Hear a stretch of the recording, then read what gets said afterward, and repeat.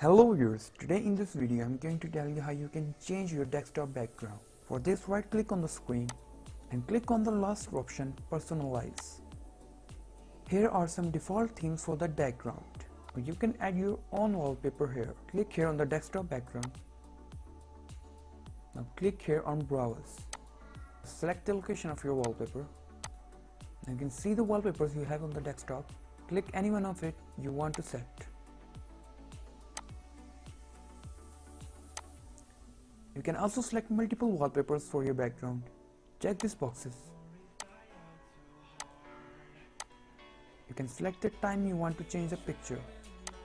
If you check this box, it will shuffle the images and click on Save Changes.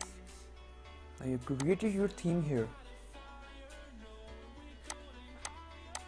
Or you can simply right click on the picture and click on Set as Desktop Background.